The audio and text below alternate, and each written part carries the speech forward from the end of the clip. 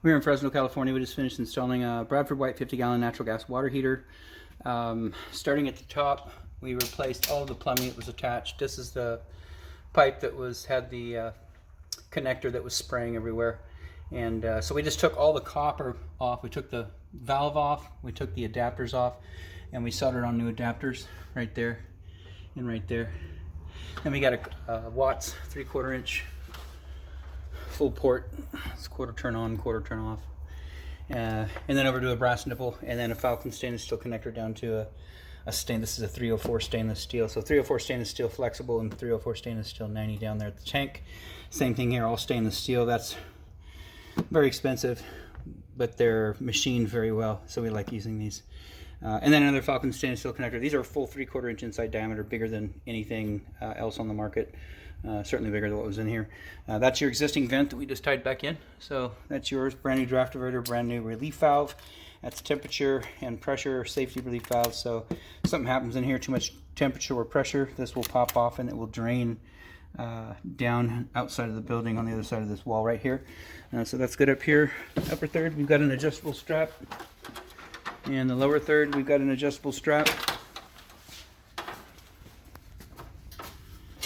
And then a brand new gas shutoff valve here.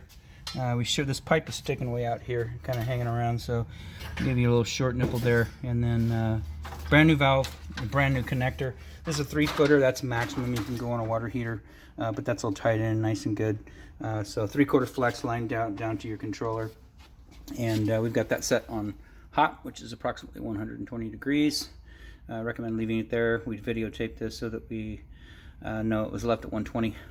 You can see right here, scalding risk increases with hotter water. So if your tenant raises it up and it gets scalded, there's nothing we can do about that. But 120 should be fine for everybody. That's your existing pump. We didn't touch that. So valve, pump, valve, 45s. What we did tie in, brand new, is down here. Had some copper fittings all soldered together. We didn't like it, so give you a brand new brass nipple, brand new brass T. And then this is a valve for draining and flushing the water heater if you have that service done. And then of course the transition to copper up here, tied solid back into a 1/2 inch line. So we did all this work here, right here. This reducer, this 90-piece pipe, all soldered, and then of course down here soldered and screwed in. That's all our work, so we warrant that. This is your existing pan. Just left it in place, dumped this guy in here, and then you can see that's tied. It's been tied in since the home was built, and it drains out right next to the relief line over on the exterior wall.